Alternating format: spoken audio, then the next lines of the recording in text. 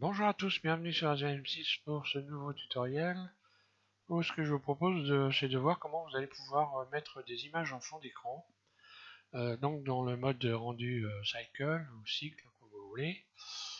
Comment on peut faire pour mettre une image en fond d'écran et surtout comment on peut faire pour mettre une image donc avec une vision panoramique, c'est-à-dire que là par exemple quand je vais faire bouger ma caméra hein, voilà, si je fais RZ par exemple, je peux faire donc un panoramique 360 degrés et puis je peux faire des films. Donc là, j'ai mis un objet hein, tout simplement. J'ai un objet que j'ai mis au milieu de la scène pour qu'on puisse bien s'en rendre compte. Donc on verra avec ce tuto comment installer donc un fond d'écran panoramique et également comment installer un fond d'écran fixe dans le mode cycle. Donc pour commencer, vous allez télécharger des textures qui vont être adaptées on va commencer par s'amuser avec le fond panoramique par exemple. Vous allez commencer à télécharger donc des textures qui sont adaptées pour faire ce fond panoramique et je vais vous expliquer comment ça fonctionne exactement, le pourquoi du comment, le comment du pourquoi. Je vais vous expliquer ça en détail. Donc il va falloir vous rendre sur un site. Alors le site, bon alors là c'est simple, quand on télécharge une image, donc là on va regarder là déjà, vous avez l'adresse du site qui est là. Hein.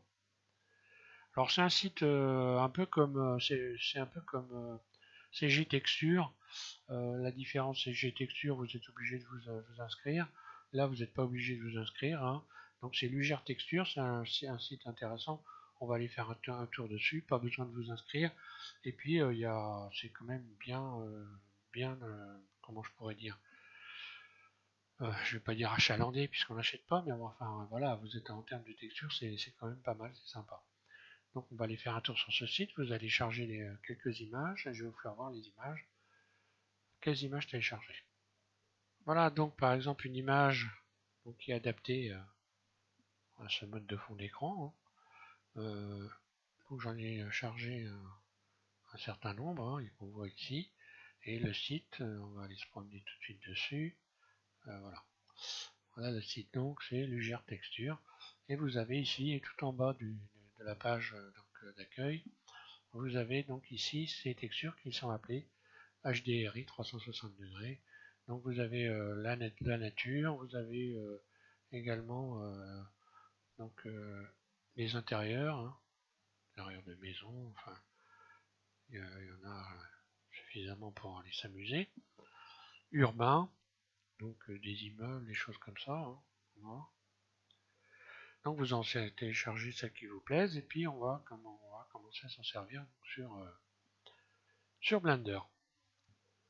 Voilà, je repars donc sur un fond d'écran neutre. Hein, et donc je suis donc en mode rendu cycle. Alors on va commencer donc par ces images. Vous cliquez sur le monde ici, donc puisque c'est un fond d'écran en fait. Donc je disais ces images avec une vue à 360. Je vais donc, faut ouvrir la fenêtre de prévisualisation. Ici ensuite arrière-plan, on va garder arrière-plan. Ici à la place de la couleur, un clic à gauche sur le petit point. Et la texture d'environnement. Pour pouvoir faire une texture 360 degrés, donc avoir un écran 360, il faut sélectionner ici texture d'environnement. Vous allez ensuite ouvrir, chercher la texture que vous avez téléchargée qui vous faisait plaisir. Donc moi, voilà, c'est pas cela. Si j'ai mis mon dossier, voilà, il est là. Donc je vais en prendre une au hasard. Allez, celle-là, ouvrir. Voilà. Et puis donc vous allez pouvoir ici vous mettre en mode rendu. Ensuite, une fois que vous avez fait ça, vous allez aller à la place de par défaut, ici, un clic gauche, et on va sélectionner, si je ne me trompe pas, c'est fenêtre, non, c'est générer. Voilà, générer. Ensuite, vous allez donc vous mettre en vue de la caméra, parce que là, voilà. Donc vous cliquez sur le 0 de votre pavé numérique, et à partir de là, vous avez donc l'image qui est venue se positionner. Alors je vais aller voir la caméra, on va aller se promener avec la caméra, parce que là, il faudra faire un certain nombre de réglages. Donc il est possible que vous n'ayez pas la même vue que moi, hein, puisque moi j'ai déjà réglé la caméra. Donc ici je vais cliquer sur caméra. On va aller donc ici ouvrir la caméra et on va aller regarder ce qui se passe. Alors déjà ici, vous ce que vous devez avoir, si c'est la première fois que vous faites, ce que vous voyez c'est ça en fait.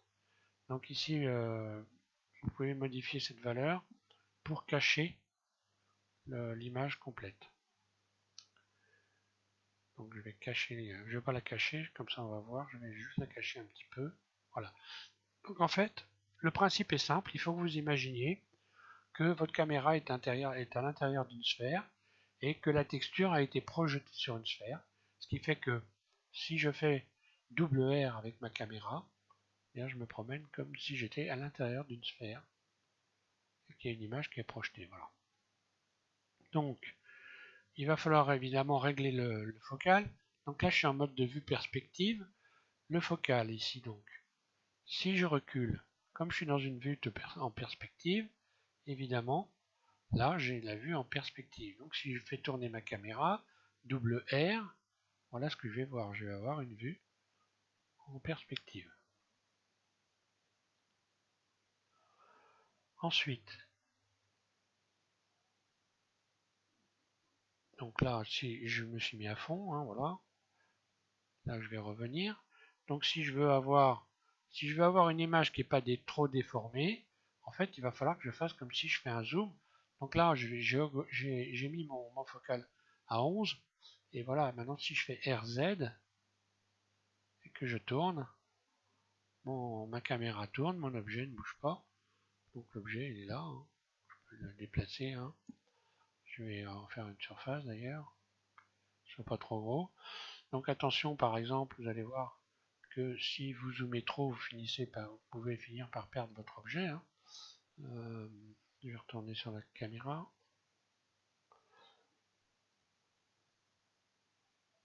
Bon bah là ça va pas être le cas. Hein. Mais bon, si mon objet avait été décalé plus en arrière, j'aurais perdu la vue de mon objet. Donc dans ces cas-là, il ne faut pas s'inquiéter, ça arrive. Hein. Donc on a ce type de vue ici, donc en perspective, et on va pouvoir utiliser aussi panoramique. Alors panoramique, voilà ce que ça donne. Alors là, vous allez mieux comprendre. Je vais revenir en arrière. Et là, on voit la vue, on voit la caméra, et on voit la sphère en fait sur laquelle est appliquée la texture qu'on a téléchargée. Donc là, si je bouge focal, voilà ce qui se passe. Donc là, arrivé à un moment, bon ben voilà, je suis plus dans la vue, enfin j'ai la vue forcément de l'extérieur de la boule, hein, l'extérieur du monde. Donc là c'est pareil. Là j'ai une déformation, forcément je suis sur une sphère. J'ai une image qui est projetée sur une sphère. Donc forcément, par exemple, l'arbre ici est tordu, c'est logique. Donc si je veux avoir des images qui ont le moins possible de déformation, il va falloir que je fasse comme ceci, que j'avance mon focal de manière à, si je fais RZ, voilà, j'ai pas des déformations importantes. Donc là, voilà, avec ce fond d'écran, donc bien sûr, vous pouvez faire un enregistrement normal, hein, vous pouvez projeter un film, hein, vous pouvez faire un film, donc en utilisant la timeline, hein, exactement comme en mode rendu Blender. Hein. On est exactement dans le même cas de figure. Si on veut avoir l'image en fond d'écran quand on est ici en mode matériaux, donc si je me mets en mode matériaux et que je retire ma vue de la caméra, je n'ai rien du tout. Donc je vais faire N si je veux avoir mon image en fond d'écran. Normalement je devrais l'avoir. Pourquoi je ne l'ai pas? Ah, parce que c'est pas la perspective.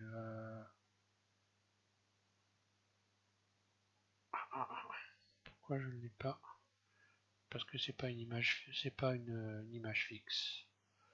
Ça doit être pour ça, je pense.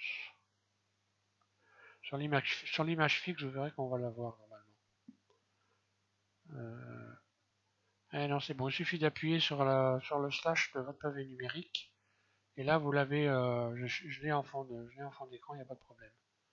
Je ne pensais pas, mais si. Donc finalement, simplement, vous pouvez donc vous remettre en mode matériaux par exemple, hein. Et puis vous appuyez sur vous cliquez sur la barre slash de votre clavier numérique, hein, qui est au-dessus du 8 normalement, et vous allez donc avoir votre image en fond d'écran. Vous pouvez la faire disparaître ici, hein. À vous de voir. Donc moi je l'avais mis, et on va avoir exactement le même principe avec un fond d'écran fixe. Je vais passer donc aux explications pour le fond d'écran fixe. Bon, c'est pas compliqué. Donc à la place, tout simplement, je reviens sur le monde ici, hein. Et puis donc à la place de texture d'environnement, vous allez sélectionner texture image. Voilà. Et ensuite vous allez chercher une image, celle que vous voulez, hein. Je vais aller m'en chercher une, moi, je vais avoir une qui traîne par là, voilà. Par exemple, une image de cuisine. Donc là, on voit que bon, elle est bizarre, c'est normal, puisqu'il va falloir modifier ici les coordonnées de texture. Vous faites donc à la place de ce qu'on avait sélectionné, on avait sélectionné générer. Et là, vous allez sélectionner fenêtre. Et là, vous avez votre image en fond d'écran avec votre objet. Donc elle est fixe. Forcément, donc là, si je bouge, si je me mets en vue caméra ici, je vais bouger ma caméra, hein, RZ. Donc voilà ce qui se passe, il n'y a rien, hein, forcément. Je sélectionne mon objet et je vais bouger mon objet. J'ai dans la scène, voilà. Et donc la caméra, elle ne bougera pas. Si vous ne voulez pas voir tout ce qu'il y a, alors là, on voit bien que j'ai l'image complète, hein, puisque là, quand on regarde la fenêtre de prévisualisation, j'ai bien l'image complète. Si le tour vous gêne, ben, simplement, vous allez ici modifier. Il faut aller dans caméra, bien sûr. Donc je sélectionne caméra, je vais aller chercher la caméra, et là, alpha, voilà. Je mets alpha A1. Voilà. Donc il faut savoir que ça vous sert également d'éclairage, hein. Je ne sais pas si je l'ai dit, je ne vais peut-être pas le dire. Donc votre fond d'écran va vous servir d'éclairage.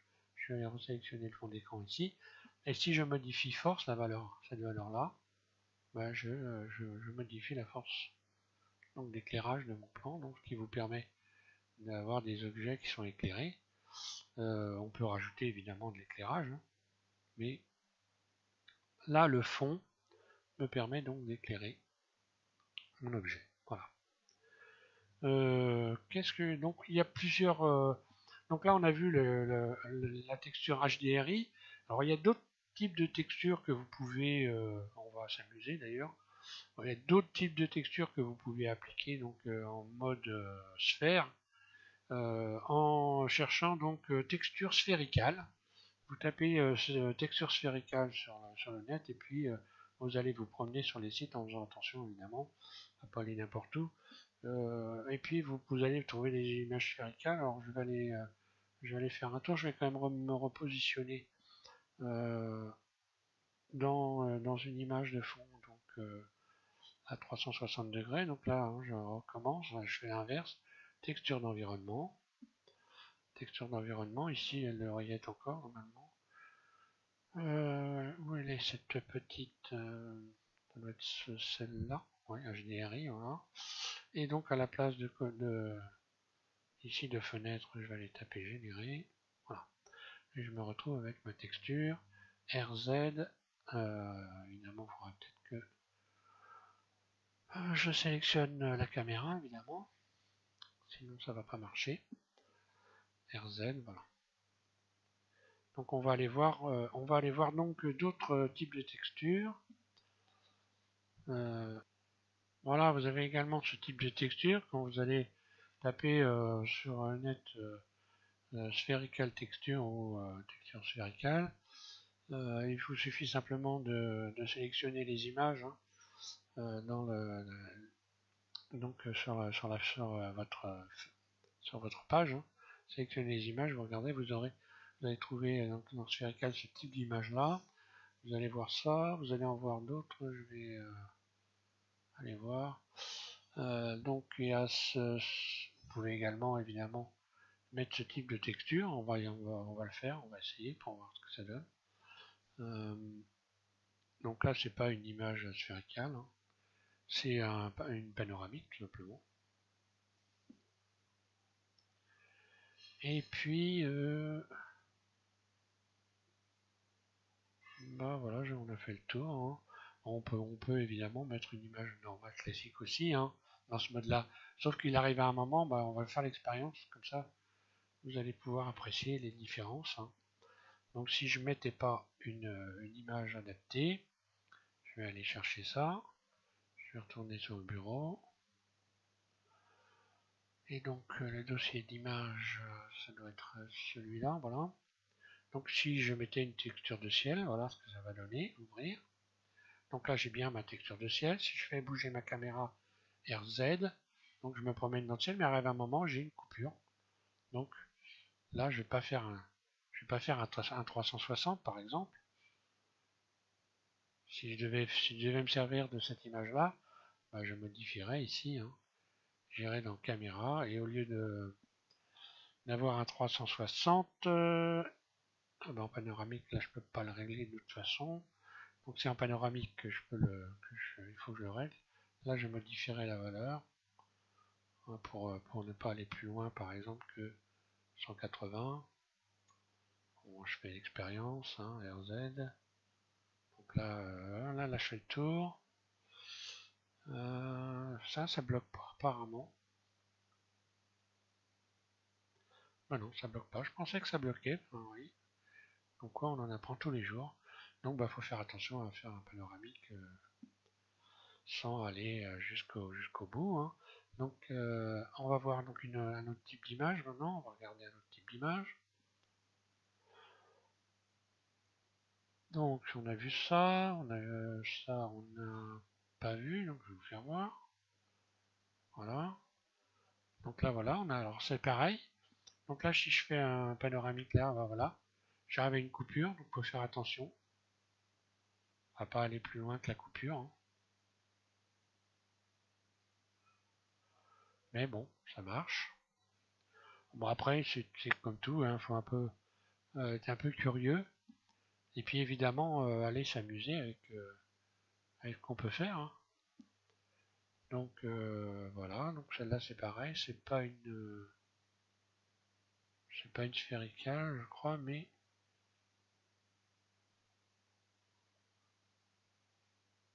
si celle-là c'est une sphéricale. Avec que dans le ciel on peut se promener, par exemple pour faire une animation d'avion, bah, c'est sympa. Hein. Voilà, hein. Le looping est tout fait. Hein. C'est pas compliqué, il n'y a pas besoin de faire tourner l'avion. Hein. Par exemple là, d'ailleurs on peut faire passer carrément des vidéos en fond d'écran. Hein. Je vais faire un double R, voilà. Je fais un double R. Alors regardez ce qui va se passer quand je vais arriver là, dans le fond de la sphère. On voit pas bien, mais voilà, ça c'est le fond de la sphère, voilà. Le fond de la sphère, voilà, donc forcément, comme c'est une image plane, eh ben, le fond de la sphère, lui, voilà. Et le haut de la sphère, c'est pareil, ici, voilà. Je vais remettre la sphère en évidence pour qu'on la voie bien. Caméra. Voilà. Comme ça, vous voyez la sphère en panoramique. Oui, tiens. Comment ça se fait, je ne vois pas ma sphère. Ben oui, j'en ai pas. Donc oui, je ne risque pas de voir une sphère.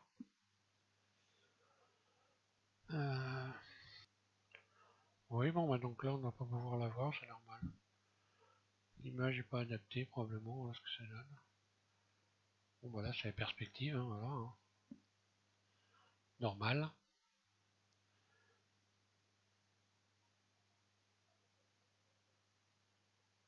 Alors là, quelque part, il doit forcément y avoir un point de liaison. On le voit pas parce que ça se brouille dans les nuages, mais bon, il y a un point de liaison. Hein. Je vais me mettre un peu plus loin pour voir. Donc vous pouvez également modifier la taille ici. Hein.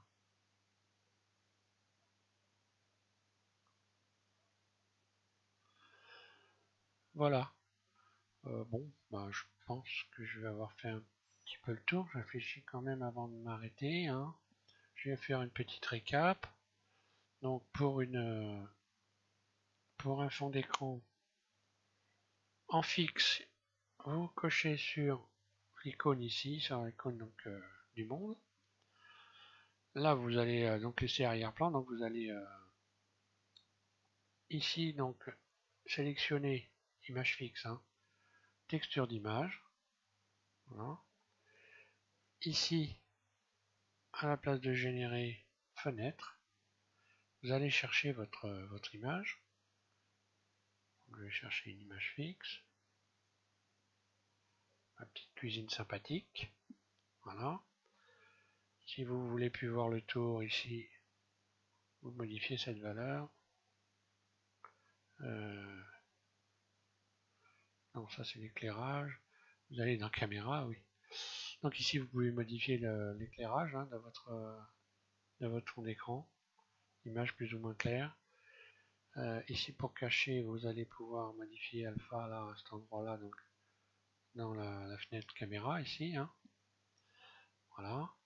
Par contre, maintenant, si vous voulez faire une image avec un panoramique, vous retournez, vous cliquez sur le monde. Vous allez ensuite remplacer texture image par texture d'environnement. Vous ouvrez votre texture d'environnement. Je vais prendre n'importe laquelle. Tiens, je vais reprendre ma jolie cuisine. Ouvrir. Et là, à la place de fenêtre, générer. Voilà. Bon, en plein sur le robinet. Et puis, si vous voulez bouger votre caméra, bah, vous sélectionnez votre caméra, bien sûr. Vous la sélectionnez ici, RZ, et vous pouvez tourner dans la pièce.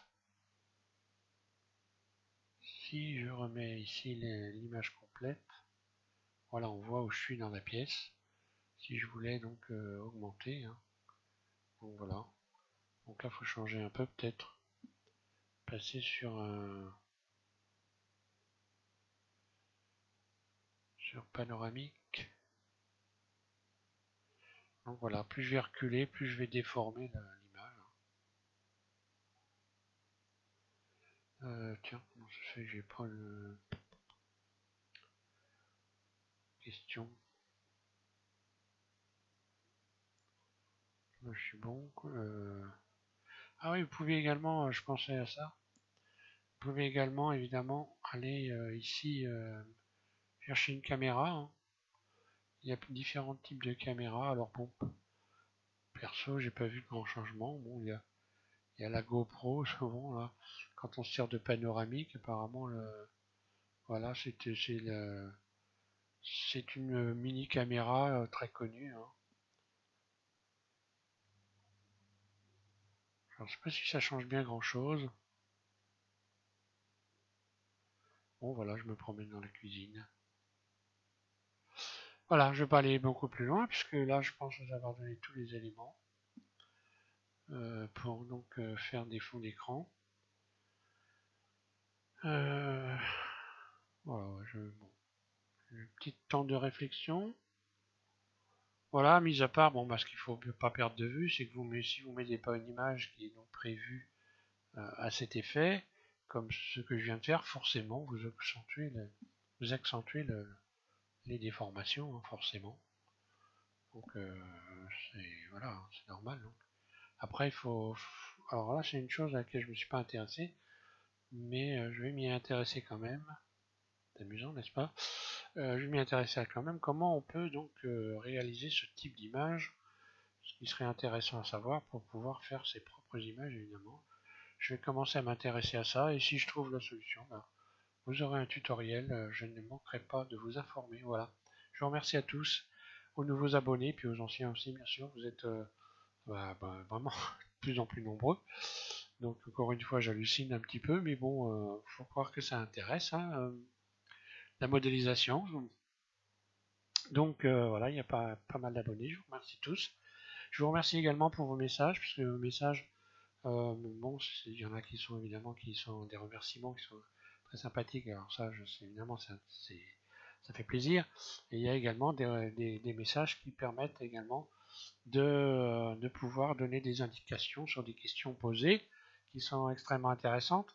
Pour ceux qui prennent les tutos en marche, Je vous invite, que ce soit pour moi ou pour n'importe qui d'autre d'ailleurs, hein, à lire les commentaires quand c'est possible, puisque c'est en français. Donc nous, sous SVM6, hein, sous les vidéos, les commentaires sont en français forcément.